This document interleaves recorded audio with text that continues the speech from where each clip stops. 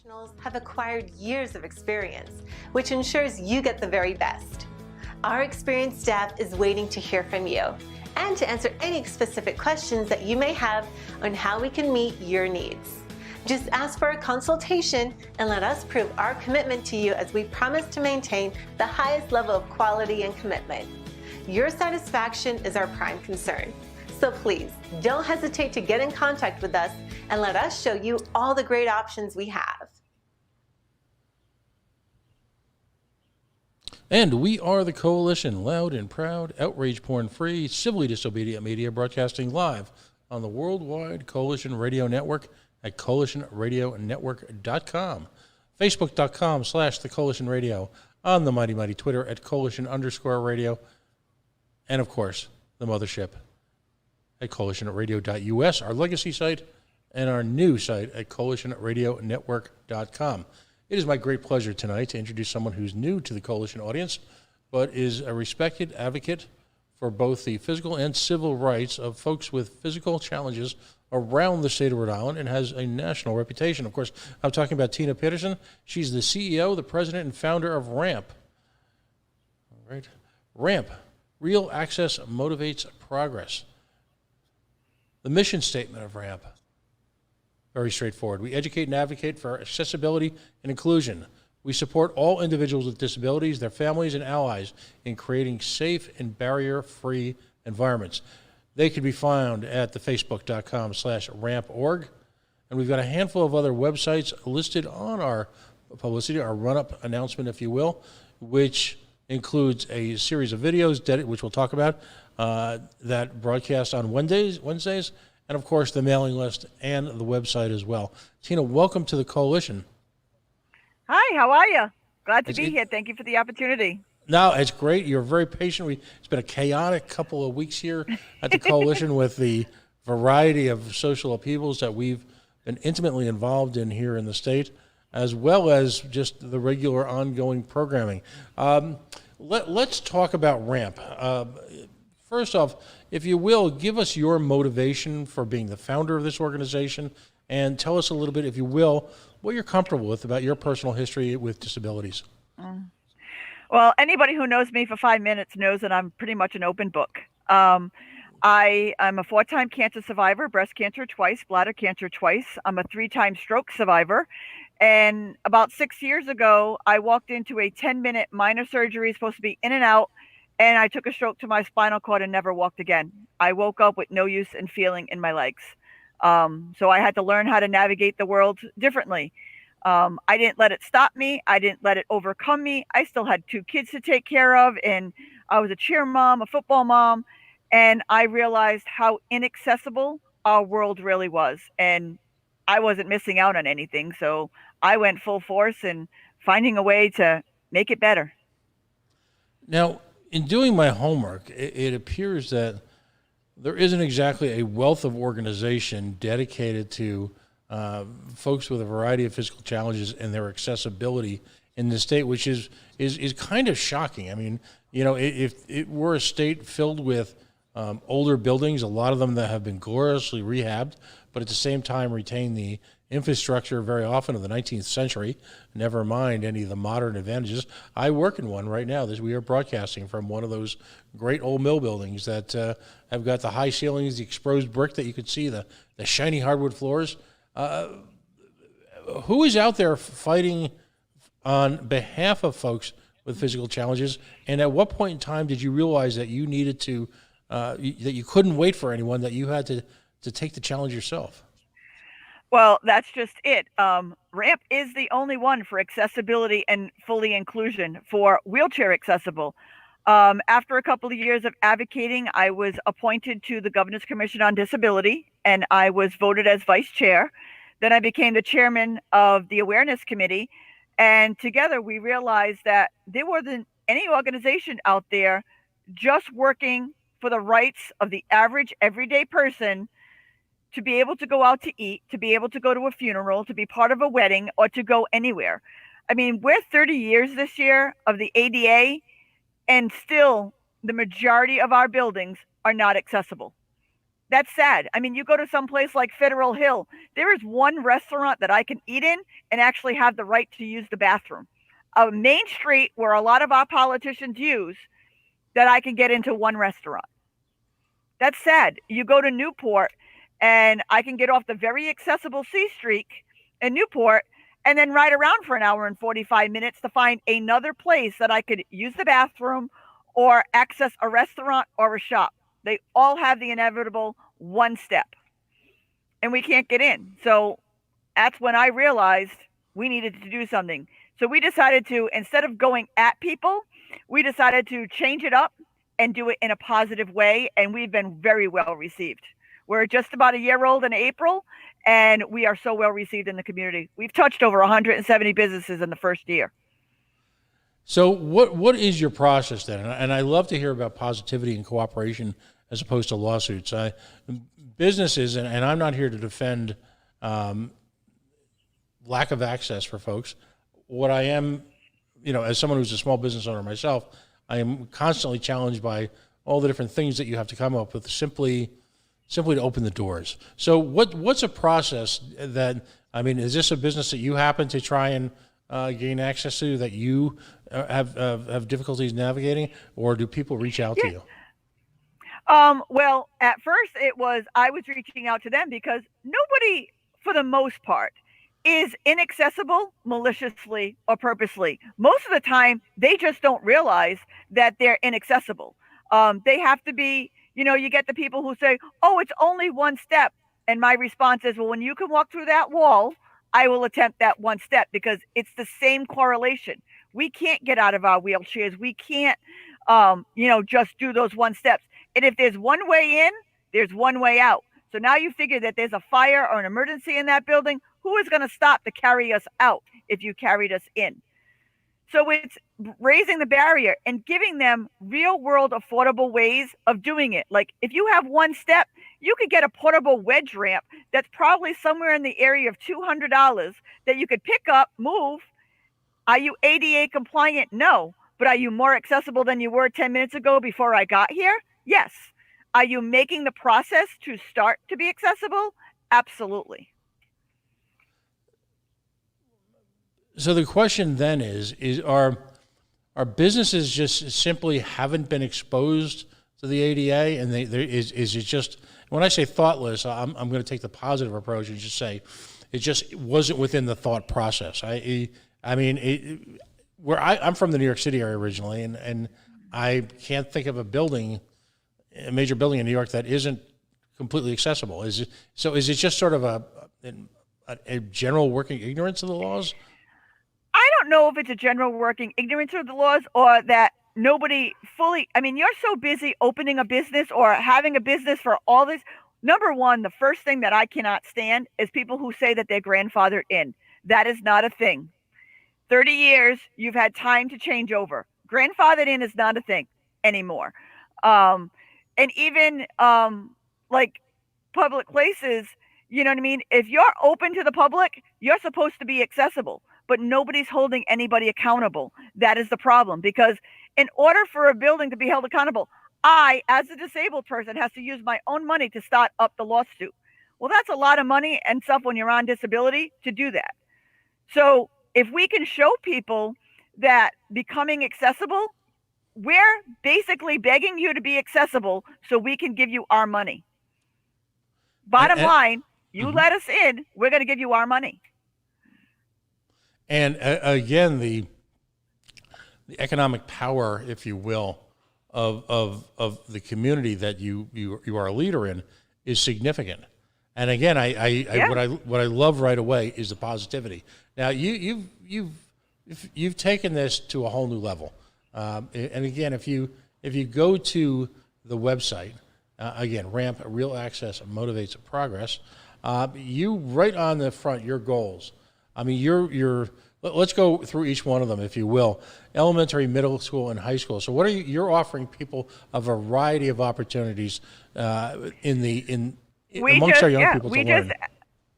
We just ask, we're usually the first interaction. If you don't have a disabled person in your family or in and around your main community, kids are not exposed to it.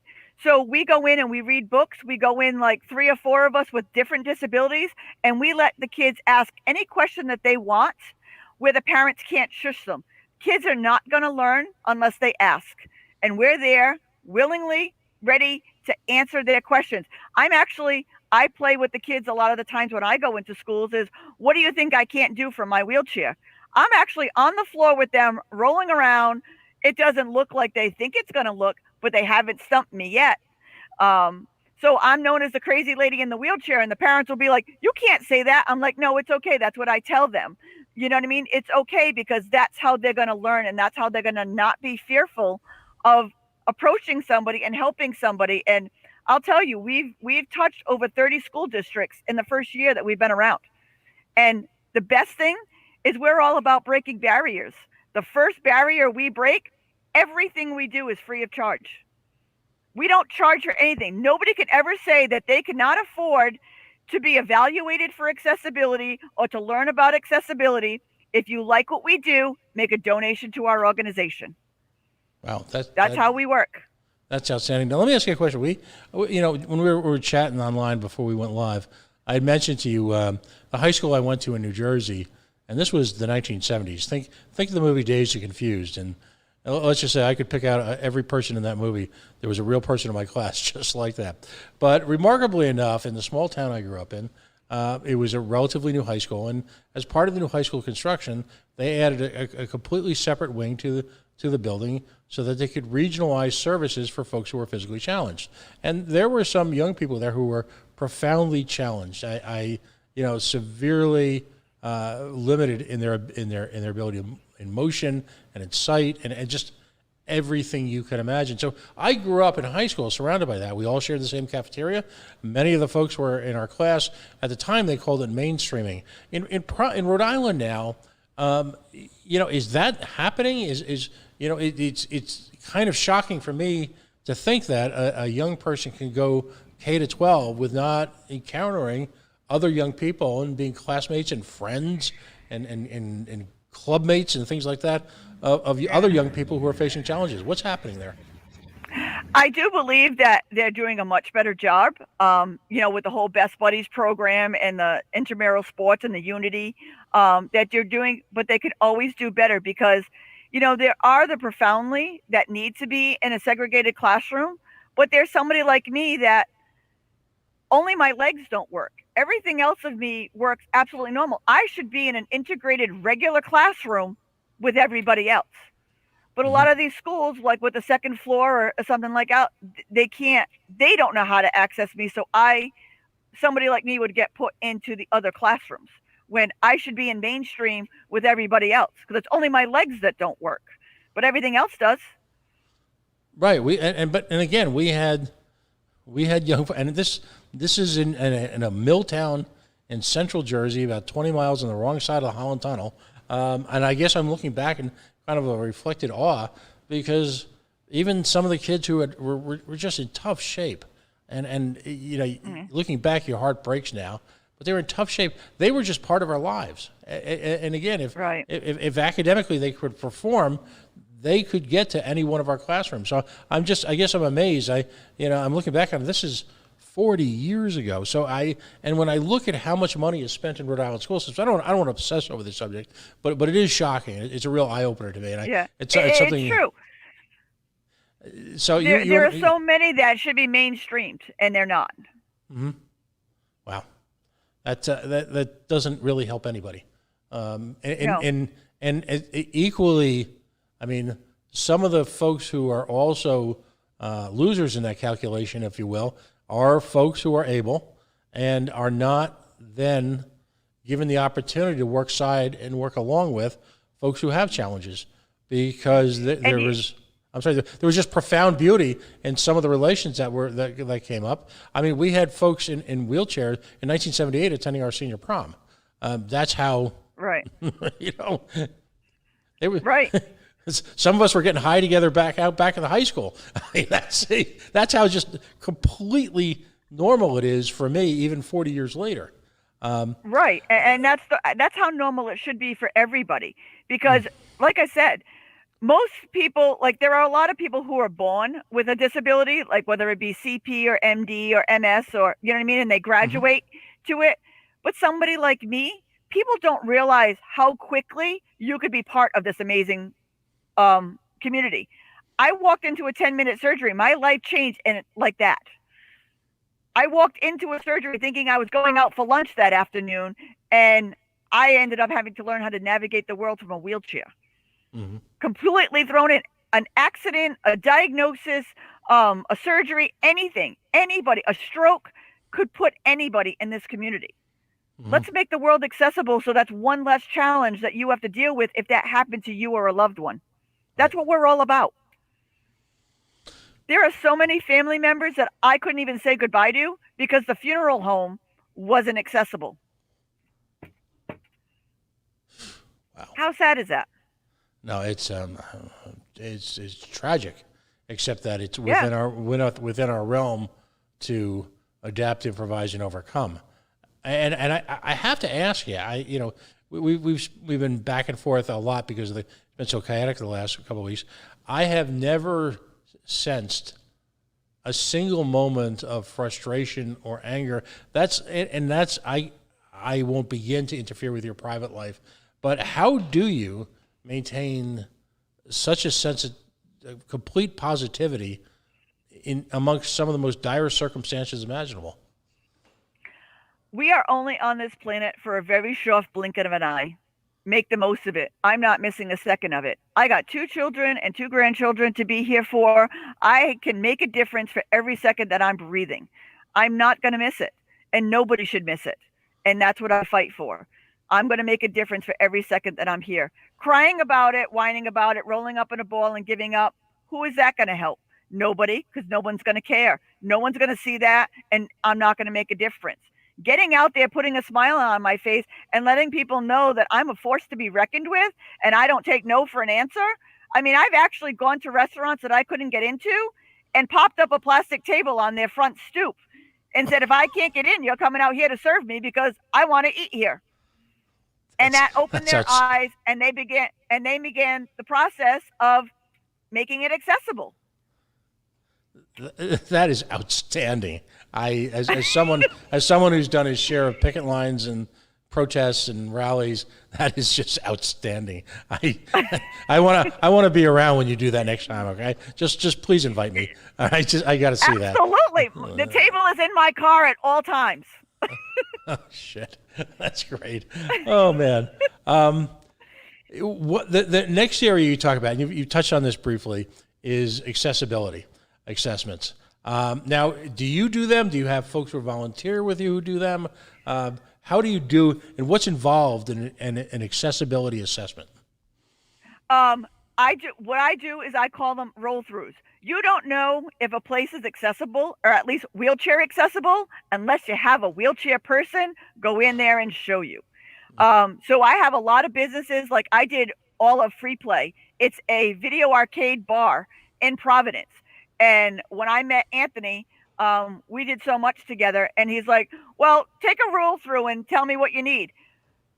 With no money and 15, 20 minutes of time, we changed a couple of door hinges, we moved a couple of video games, we changed a couple of seating areas, we fixed the bar, and his place is now 97% fully wheelchair accessible. And this is an old abandoned Coliseum with all video games, and I can go and enjoy myself and be with everybody else in the bar. Wow, that's what matters.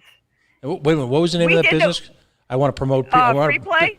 Okay, right downtown by the club district. Yeah, it's the old Coliseum. Right. It's still, I think it's still, the building is the Coliseum, but Free Play is on the bottom, and then they have the club upstairs. I mean, obviously I can't get to the club upstairs, but when 95% of it is accessible, I can't complain. We don't want you to go broke. We don't want you to, and now they're building a brand new place in Worcester, and from the ground up build it 100% wheelchair accessible, because he now knows what's to look for to do that. We also did a roll through for the Rhode Island Foundation, a place that gives to all of these charities. Again, not a lot of money. It took a time, lower this shelf, take these corners off, widen that door. That room doesn't have to be wheelchair accessible. The thing is if you have two conference rooms, make sure one is wheelchair accessible. Make sure if you're having a meeting and somebody could be coming to your meeting that's in a wheelchair or uses a walker or a knee scooter, you leave a chair out so they could just roll right up and not have to worry about moving a chair or be thoughtful. Think of who you have coming. I'm sure if somebody had Congressman Langevin coming to their office, they would go out of their way to make sure it was wheelchair accessible and there was no things. That should be the norm. That should be, because you never know who's going to show up. And I show up at places that people don't expect me to. Interesting. Now, you also do some work at a variety of the college and technical skills. How important is it to instill, with young people, I would imagine a lot of it is just getting around the fear factor, creating an understanding so that the little kiddos are comfortable and not, and not judgmental and don't engage in bullying. And that's its own challenge in and of itself. But at the college level, you've got young folks who are embarking on a variety of careers, some of them including design, construction, all of whom could take advantage of getting to understand the challenges that face that face folks. What specifically do you say to people of college age to give them a better understanding? It's like I said, we have been so welcomed at the college age. I mean, we have worked on so many projects, from accessible desks to accessible shopping carts to accessible clothing, to pamphlets to hand out to the business community.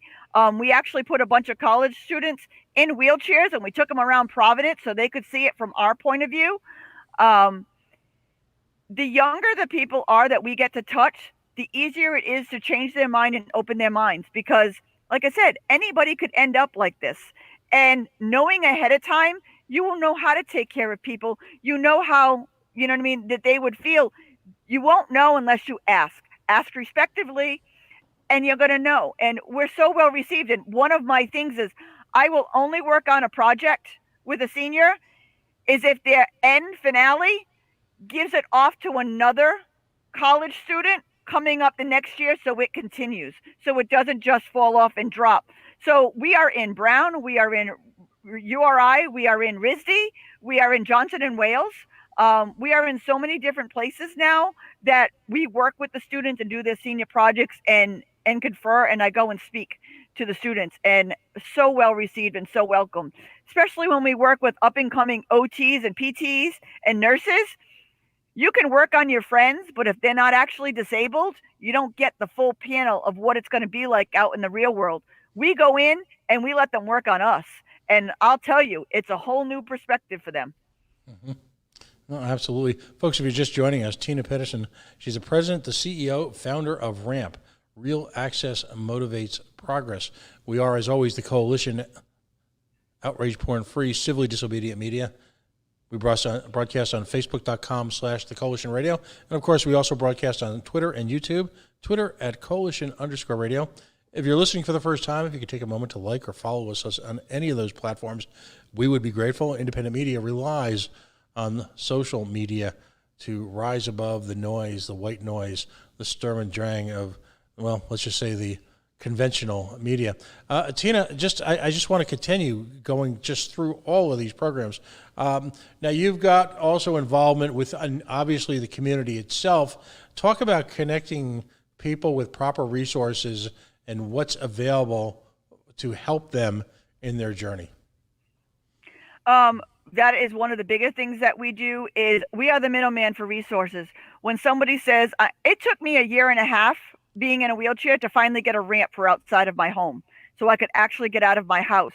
There is actually no dealership that you can buy an accessible van so that we can drive and we can take care of ourselves in the state of Rhode Island. We have to go to Mass. If you buy it in Mass, you have to have it serviced in Mass.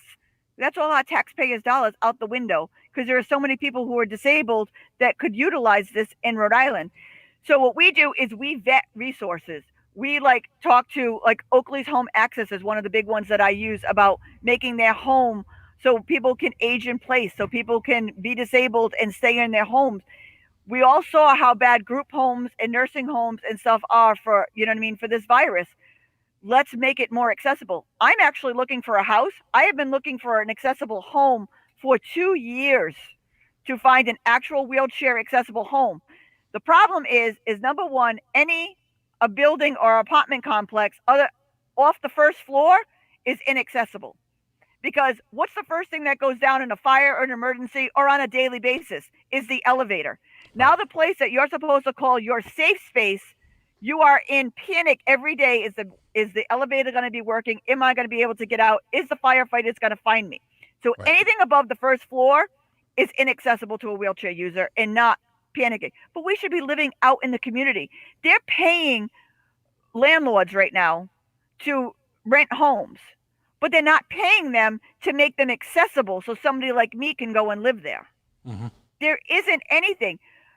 Only 4% of an apartment building has to be accessible, but doesn't mean it's wheelchair accessible. It could be accessible for the blind or for the developmentally impaired or for another where it's not wheelchair accessible. So that's not okay. We actually got a home through Habitat for Humanity that we're waiting for them to finish for us to move. But it took us 2 years to find that. What about we just donated right before the pandemic 75 walkers, wheelchairs, and canes to the homeless. And they're homeless because they can't find an accessible place to live that's affordable. It's another big project that we have to work on. And again, and I guess the purpose of this conversation is to provide, if you will, an infomercial for what your organization accomplishes. I think the unintended consequence of our conversation is to begin really scratching the surface and understanding all the unanticipated side effects and consequences of facing a physical challenge. Again, as you've said more elegantly than I ever can, that you're going to be able to expose weaknesses and flaws and challenges at a level that is just impossible for me to comprehend. And it's impossible for a lot of people to comprehend. That's what I'm finding. Like, people just don't understand it. And I've gone as far as talking to a lot of construction companies, and they're told to build them to ADA adaptable. ADA adaptable is not accessible. Complete difference. If you build them to ADA accessible, wheelchair accessible, that's when you're going to get people in. But adaptable, that still means that the tenant or the landlord will have to spend extra money, again, after the fact, to make it wheelchair accessible, which they're not going to do. And that's the problem. In terms of building codes here in Rhode Island, do they just essentially cast something in the direction of ADA compliant, or is there aggressive enforcement in the building codes? No, I mean, there's not aggressive enforcement. Look what happened to the veterans home when 23 doors now have to be replaced because the occupants can't get through the doorways in their wheelchairs. Mm-hmm. It just falls through the cracks. It just falls through the cracks.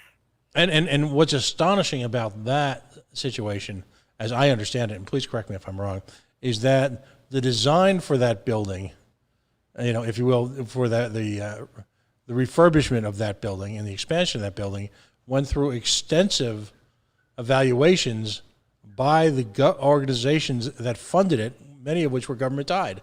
So and I've got to believe, and it's interesting that they haven't published the numbers to repair it, but to knowing whom I do in areas like hospital construction, simply building and rebuilding those doors is not, a couple of contractors getting together on a weekend and and moving a few joists and getting a skill saw out. I mean, we're talking about a significant redesign of that entire portion of that room. Well, the problem is they built the doors smaller than the old veterans home.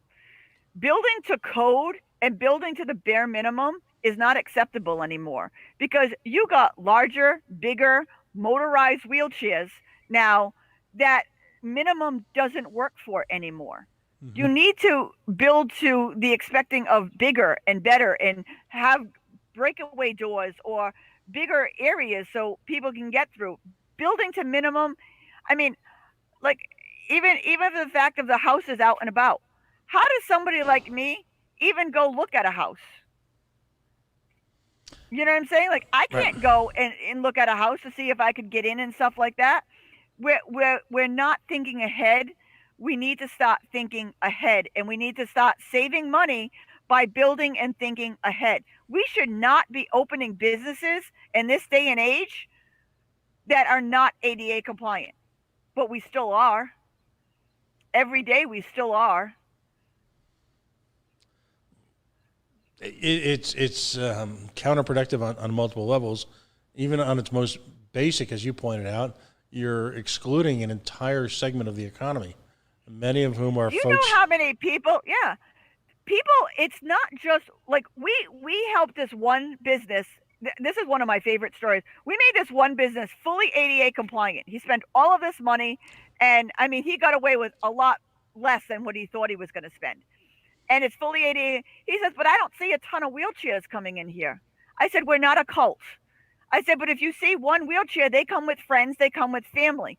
There are women with baby carriages. There are people on knee scooters. There are so many people that walk among us who are born with no knees. With their disability, they can't bend their legs and they can't do stairs anyway. So you wouldn't even know if people have walkers. Wouldn't it be a lot easier for an older person with a walker to maneuver a ramp than it is to maneuver stairways? Think of the liability that you're opening yourself up to if that person falls on your steps with their walker. What's You're interesting? saving money all the way around. No, absolutely. What's interesting is, and you raise a point in my mind.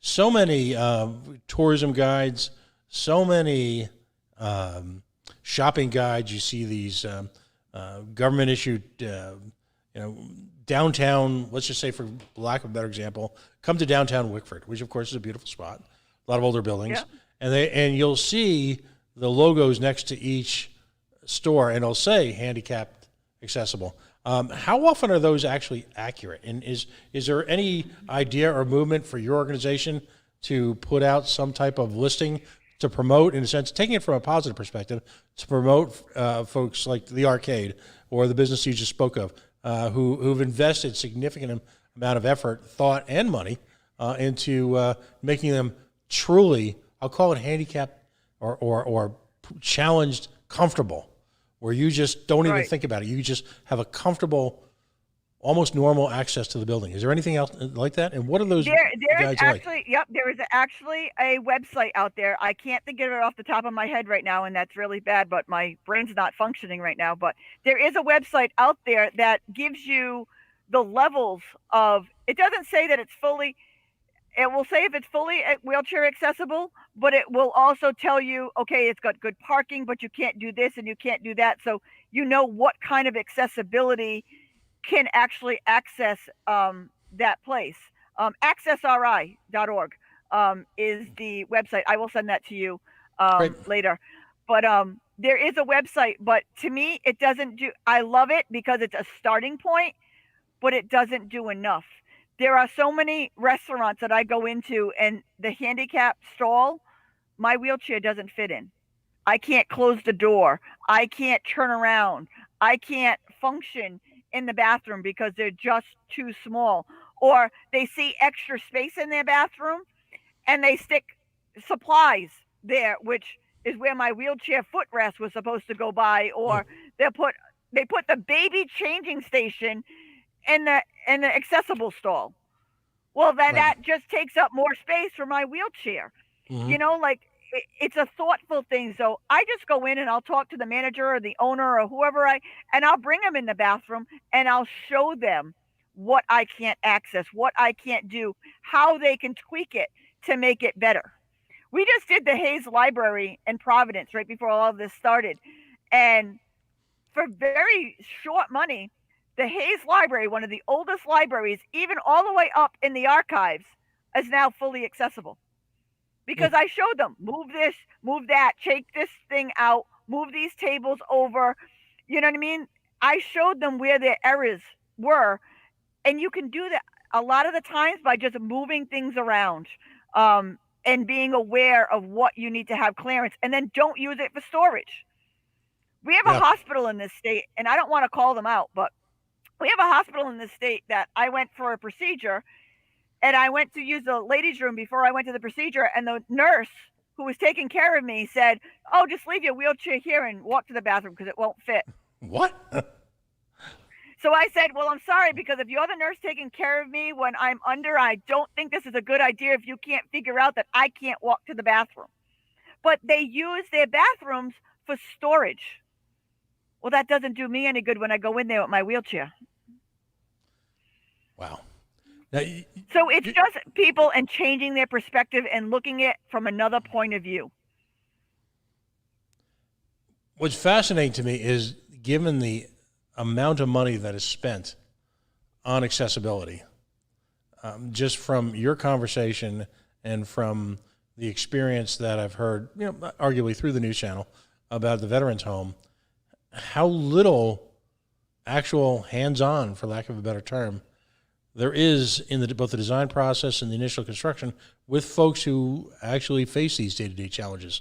Has anyone ever called you during construction and said, "Hey, why don't you come by so we can figure out so we don't screw this up"? They are now, because I've partnered with a lot of construction companies, and I said, when you're doing a new build, bring me in. Bring me in. I'll do a roll through. It doesn't cost you a dime. We're free. Call us up. Bring us in. And a lot of them are actually doing it. And if I can't go, I send some of my counterparts to go. I mean, we did a whole access of the new bridge that they just built in Providence. Do you know that's not up to code? Really? I went with a bunch of people who designed it and showed them exactly, and they're like, "We didn't even think of that." I said, "Now we're here and there's just like 7 to 10 of us on here. You picture this is crowded during a Providence Fest or a Pride Parade, and people aren't paying attention. Not only the wheelchairs are going to have a problem, but people walking are going to have a problem with some of the ways that the steps went off, and the wood and the clamps between them and the steepness of some of the things. A mother in a baby carriage, if she slips her hand off of that on one of the side roads, the baby's going in the water. There's no way to stop it, because the incline is just too steep with no handrails and no nothing. Now you picture somebody in a manual wheelchair trying to roll that. I mean, they're working on it, they're fixing it, but why wasn't that thought of prior? We could have saved a lot of money by doing it prior than doing it after the fact. And that's all I want. I want people to think ahead. Bring us in. We're free of charge. You know what I mean? We will help you out in any way, because, like I said, we are fighting to give you money.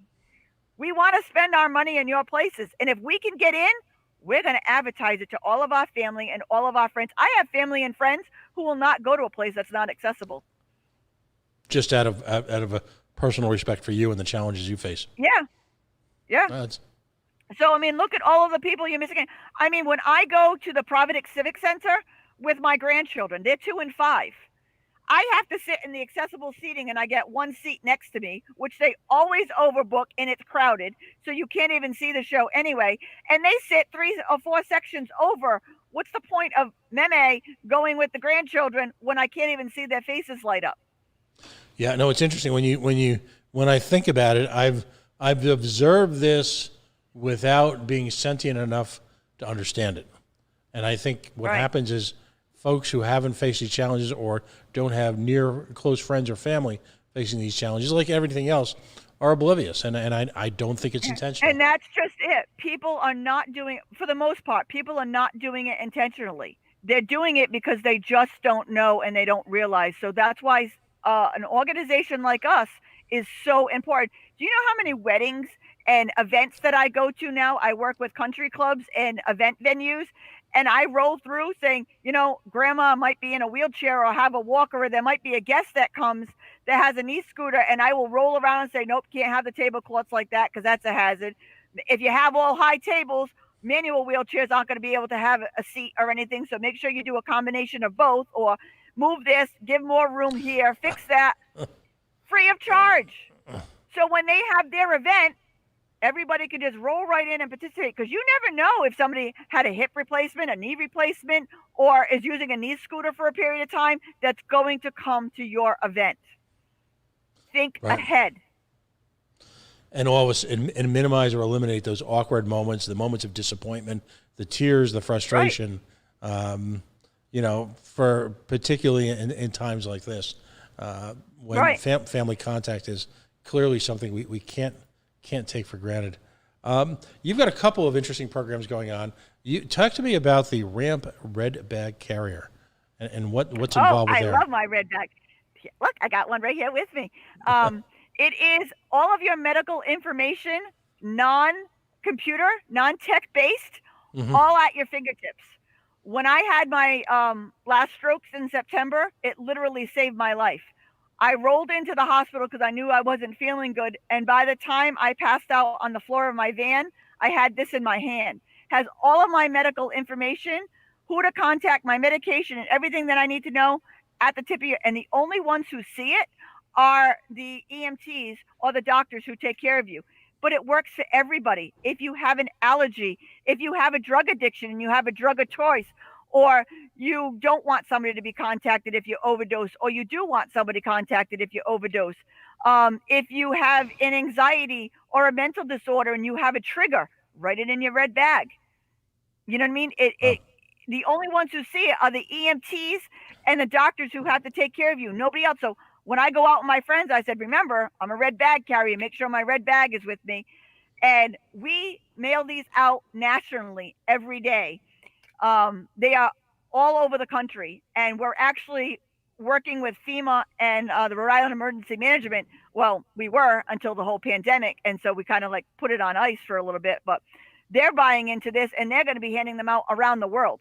So it's a thing that works for everybody. I don't know how many people will say, oh, I have it in my phone, or I have it on a USB. Well, that's great. If there's a hurricane or a power outage, or your phone isn't with you, or who knows what your code is.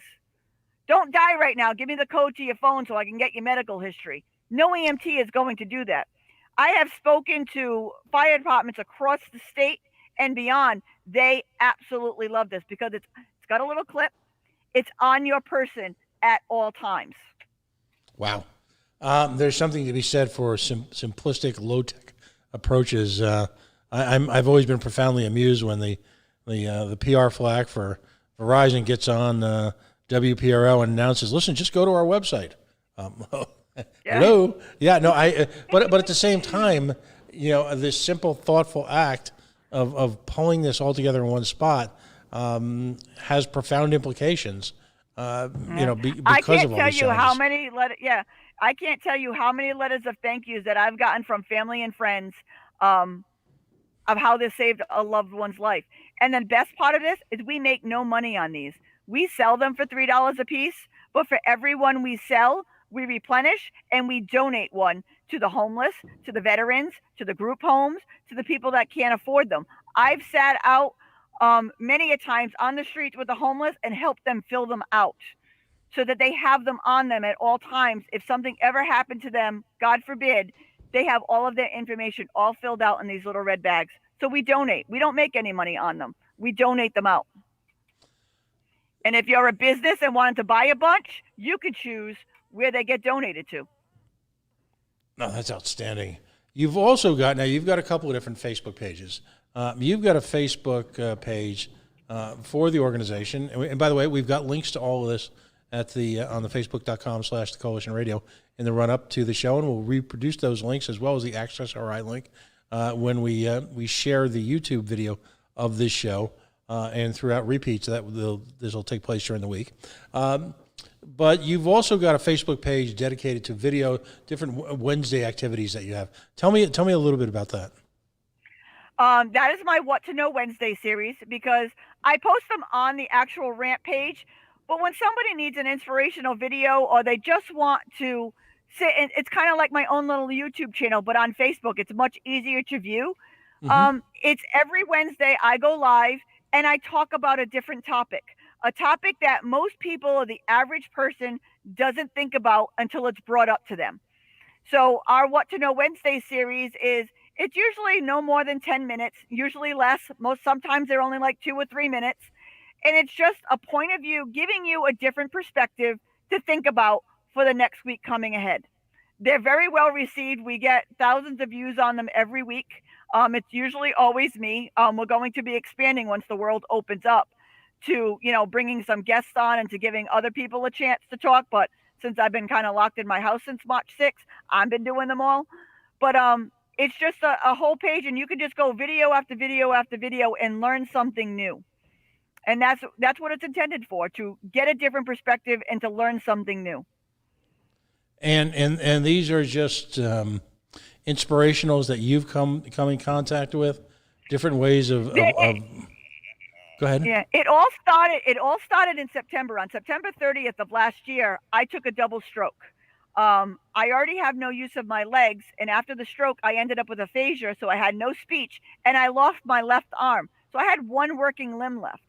And I basically got sent home from the hospital saying, you're already disabled, you can't expect miracles, with no therapy. That wasn't going to happen. As you can tell, I love to talk. That wasn't going to happen. So we did a GoFundMe, and my friends helped me get some therapy. So what I did is I went online every week and I showed them what exercises I was doing to get my left hand back, and what speech therapy I was doing to get my speech back, and how to learn to talk and to slow down and to get my enunciation. So that's how they started. And then people wanted to know more and more stuff. So we picked up topics about, during COVID, how to do an accessible delivery, because this no contact drop at your door is great, except if you're in a wheelchair or you're blind or you use an assistive device or you can't use your hands. Having it all left at your doorway isn't going to do you any good when you live home out in the community by yourself.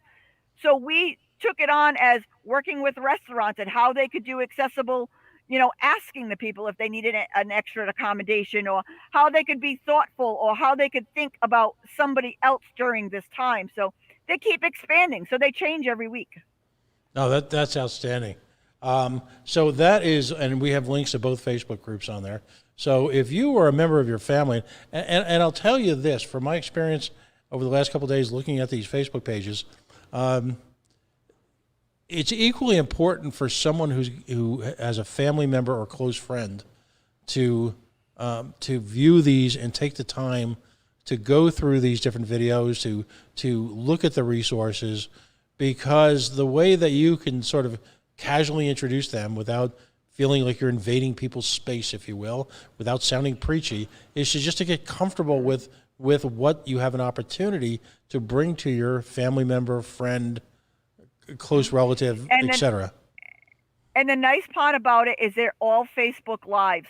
So they're very easy just to click on through Facebook and watch. You don't have to sign into YouTube or, join the YouTube page. I mean, we have a YouTube page too for the people who like YouTube. But these are very quick, easy videos just to click on and watch, with no extra added things to do to give you a different perspective. Excellent. Now, we've only got a few minutes left, but I'd be remiss if I didn't ask you about, you've been recognized by American Women of Service. Tell us about this and how that came to be. I know your son was involved. Give us and there you are. If you go down and scroll down, you'll see you wearing your crown. Fabulous. I am so proud of this title. American Women of Service is an organization based completely on civic and community service and giving back. It's women empowering women through civic and community service. It's completely based on, last year I was honored to represent Rhode Island. I was the only person in a wheelchair against so many women who walked. I ended up with second runner-up overall. I ended up with overall speech award, overall role model award, the Presidential Service Award, a couple of the memorial awards. By a few hours being there, no one saw the wheelchair anymore. I could compete and be with all the girls. We do a service project when we go out for the weekend. We give back, we donate, we support each other. It's such a wonderful thing. And I'm honored to be the 2020 Elite Rhode Island again. I'll be traveling out to Portland, Maine in September, to hopefully being the first disabled person to win the national title for American Women of Service, and show anybody else in my predicament anything is possible, and don't let anything stop you. It's one of my most proudest things that I get to do, because I think I've logged right now over 3,500 hours of service hours just in the last year, even with COVID. Wow. Anybody can do it. You got to put your mind to it, and anybody can do it. So your message to folks right now, because in the early days of this COVID crisis, there was sort of an upbeat, we're going to take it on, we're going to beat it approach. Right now, people are beat up. There's no question about it. You're facing the reemergence of this disease, which many of us had predicted, but still, that's far different from the reality. Folks who've been without their businesses, without their jobs for months now, these are tough times. But if you could, you know what the good thing? You want to know what the good thing about all of this is, though? What's there that? Is something good at this. You are all getting a small glimpse of what the disabled community deals with on a daily basis. Right. You can't go to your restaurants with your friends and family. You can't go out. You can't go here and there or anywhere. That's us on a daily basis. The world will open up for the rest of you. We still won't be able to get in unless everybody consciously makes an effort to let us in. So how do you then, what's the recommendation to folks who are down in the dumps? We've all been a little bit guilty of being self-absorbed, present company included, over the last few weeks. What's your message, to people how to fire themselves up and to use the military term, adapt, improvise, and overcome? My best advice to you: we are on this planet one short period of time. Make the most of it. Anything is possible. If I can do it, anybody can do it. I'm nothing special. I'm nothing different. I just have a lustful life. I love my life. I love my family. I love my friends. I love to be active. Just love your life and find out that there's always something better. Open your ears, open your eyes to a new perspective, make a new friend, and just get out there. Stop making excuses and make a difference. As my favorite saying is, don't just sit there, make a difference. Wow. Words to live by. How can folks, and we call this part of the show shameless self-promotion, how can folks donate, whether it be time, money, services, materials, to your organization? All of that is listed on our website, www.rampisinclusion.com. You can buy a t-shirt and wear a logo and wear it proudly. There's some fun ones. There's some for service animals or regular animals. You could make a straight donation. You could buy a red bag for a loved one, support somebody else, or invite us into your place and let us success. Talk to us. Let us help you get more business. Let us help you make more money. Who doesn't want that? Especially now. Wow. Let us in. We'll spend our money. We love you. Listen, that's outstanding. Tina, first of all, thank you for your patience over the last couple of weeks as we tried to figure out how to pull this together. Not because of any issues on your side, just because of the kind of chaos that we're part of every day. God bless you for everything you do. As I always say, I have a comfy chair to sit in. So a quick funny story before we leave. It's great when you can use it to your advantage. I remember going to a concert, and when I got there, the gentleman at the door says, "I'm sorry, all of our seats are sold out." I said, "It's a good thing I brought my own," and I rolled right past him. Nobody knew what to say to me. I got to watch the whole concert from the front row because I wheeled myself right in, and nobody knew what to say to me. So be assertive and just be you. It's so much fun. Wow. That's outstanding. You grace us by your appearance tonight, and you make us better, and that's more than I can ask really of anyone. Tina Pedersen, she is the president, CEO, and founder of RAMP. Real Access Motivates Progress. I think we have to talk offline and find a way to make these appearances somewhat regular, particularly when there's big deals or big happenings. I love your positive approach to this. That you're not going to you're looking to enhance people's businesses, enhance people's lives. You're not looking to sue them into oblivion. You're looking really to raise us all up, and that is phenomenal.